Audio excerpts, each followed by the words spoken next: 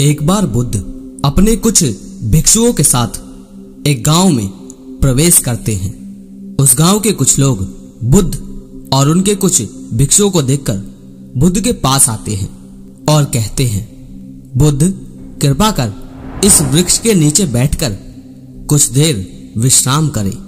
बुद्ध का शिष्य आनंद भी बुद्ध से कहता है, हाँ बुद्ध, आप बहुत देर से चल रहे हैं, आप थक गए होंगे, कृपा कर कुछ देर इस वृक्ष के नीचे बैठकर विश्राम करें। उस गांव में एक बहुत बड़ा पीपल का वृक्ष था। बुद्ध और उनके सभी भिक्षु उन गांव वालों की बात मानकर उस वृक्ष के नीचे बैठकर विश्राम करने लगते हैं। आनंद सभी गांव वालों से कहता है, मैं क्षमा चाहता हूं, परंतु कुछ देर बुद्ध को बिना कुछ बोले विश्राम करने दें। बुद्ध ने बहुत लंबा सफर तय किया है, बुद्ध थके हुए हैं, बुद्ध आप भी कुछ ना बोले और आराम करें। अपने भिक्षु आनंद की बात सुन बुद्ध कहते हैं, मेरे प्रिय भिक्षु, जब से मैंने परम सत्य को जाना है तब से मेरे अंतरतम को कोई थकावट नहीं होती। मेरा शरीर तो अवश्य थक सकता है, लेकिन मेरा अंतरतम कभी नहीं थकता।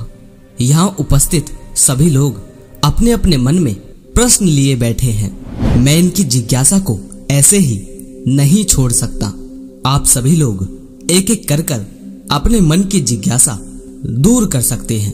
आप सभी अपने अपने प्रश्न पूछ सकते हैं। बुद्ध की ये बात सुन वहां उपस्थित सभी लोग बहुत प्रसन्न होते हैं। उस गांव का पहला व्यक्ति बुद्ध से कहता है, बुद्ध, मेरे जीवन में बहुत सारा दुख है, मैं ऐसे बहुत सारे काम कर देता हूँ जो मुझे नहीं करने चाहिए थे, जिनके करने के बाद में मुझे खुद से ही घृणा होती है। लोग मुझे पसंद नहीं करते, ना तो मुझसे छोटे और ना ही मुझसे बड़े मेरे साथ रहना पसंद करते हैं। कुल मिलाकर मैं ये पूछना चाहता हूँ बुद्ध कि मैं अपने जीवन को ऐसा कैसे बनाऊं कि मैं इसे प्रेम पूर्वक जी सकूं। बुद्ध सभी गांव वालों से पूछते हैं, क्या आप सभी पंचशील का पालन करते हैं? उन गांव वालों में से कुछ लोग कहते हैं, हाँ बुद्ध, हम सभी पंचशील का पालन करते हैं। बुद्ध कहते हैं, पंचशील का पालन करना इस बात का संकेत है कि आप सत्य की ओर बढ़ रहे हैं। अगर तुम खुशमय और आनंदमय जीवन जीना चाहते हो तो तुम्हें कुछ बातों का ध्यान रखना होगा। अब बुद्ध के आगे की बात को थोड़ी गहराई से समझना। जैसे कि बुद्ध आगे कहते हैं, जैसे कि अपने से छोटों के साथ निर्मलता का व्यवहार करें, उनके साथ अच्छाई का एक उदाहरण पेश करें, जिसे देखकर आपसे छोटे ऊर्जा से भर जाएं। एक बात हमेशा ध्यान रखिए, अगर आपके कारण किसी एक व्यक्ति का भी जीवन सुधरता है तो फिर आपका जीवन साधारण नहीं रह जाता, फिर आपका जीवन विशेष बन जाता है। दूसरा, अपनों से बड़ों के साथ दया का भाव रखें। दया का भाव इसलिए ना रखें कि आप स्वस्थ हैं और आपके बुजुर्ग दिन प्रतिदिन कमजोर होते जा रहे हैं, बल्कि दया का भाव इसलिए रखें क्योंकि आप वास्तविकता को देख पा रहे हैं। आप जानते हैं कि जो समय आज वो जी रहे हैं वह आपके जीवन में भी आने वाला है। तीसरा, जो प्रयत्नशील है उसके साथ सहानुभूति रखें। जो अभी कोशिश कर रहा है उसके साथ सहानुभूति रखें। उससे ईर्ष्या ना करें क्योंकि ईर्ष्या आपको छोटा बनाती है। चौथा, जो निर्बल है, चाहे उसका व्यक्तित्व बुरा ही क्यों ना हो, उसके साथ उदारता का भाव रखें क्योंकि कोई भी व्यक्ति जानबूझकर बुरा व्यक्तित्व नहीं अपनाता। इसलिए ध्यान रहे, हमारे जीवन में कभी ना कभी ये दशाएं आती हैं और हमें पहले से ही इनके लिए तैयार रहना चाहिए। वहां उपस्थित एक और व्यक्ति बुद्ध से पूछता है, बुद्ध, कभी कभी हम ना चाहते हुए भी बुरी प्रवृत्तियों में गिर जाते हैं और नीच व्यवहार करने लगते हैं। ऐसी स्थिति में हमें क्या करना चाहिए? बुद्ध कहते हैं, अगर तुम वास्तव में लगातार खुद को एक अच्छा इंसान बनाने का प्रयास कर रहे हो और फिर भी तुम्हारे भीतर गलत विचार आते हैं या तुम नीच प्रवृत्तियों में गिर जाते हो, तो तुम खुद ब खुद ही संभल जाओगे।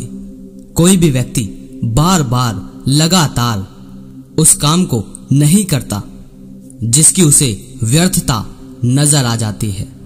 अगर तुम लगातार सही विचार ग्रहण करोगे और सही कर्म करोगे तो तुम्हारे भीतर एक समझ पैदा होगी जो तुम्हें गलत काम करने से बचाएगी।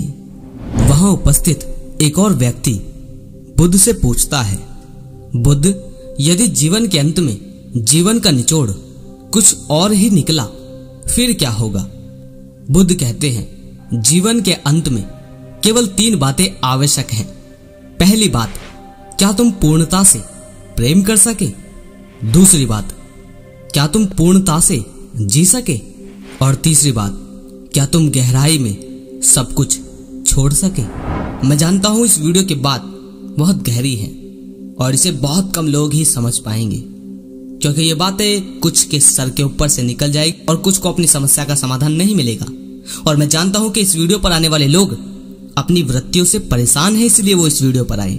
लेकिन आपकी वृत्तियों का भी समाधान बुद्ध ने दे दिया है। अब वो कहां दे दिया है यह आप वीडियो में जाकर दोबारा समझ सकते हैं। और मैं भी आपको बता दूं, बुद्ध ने कहा है कि अगर आप किसी कर्म को नहीं करना चाहते और आप उस बुरे कृत्य की वास्तविकता को देख लेते हैं, उसकी निरर्थकता को देख लेते हैं, तो आज नहीं तो कल, कल नहीं तो कभी और, पर आप एक दिन उससे जरूर निकल जाएंगे। वो कब निकलेंगे? जब निरंतर लगातार आप सही कर्म करते हैं उसके लिए तो। लेकिन ध्यान रहे, जब तक आप उसकी व्यर्थता को नहीं देखोगे तब तक आप उसी में उलझे रहोगे। ये छोटी सी वीडियो आपको कैसी लगी मुझे कमेंट में जरूर बताएं, क्योंकि आपकी कमेंट और लाइक से YouTube ज्यादा से ज्यादा लोगों तक इस वीडियो को पहुंचाता है। और अगर आपसे हो सके तो ये शिक्षाएं ज्यादा से ज्यादा लोगों तक पहुंचाइए। मिलते हैं अगली वीडियो में। जय श्री कृष्णा।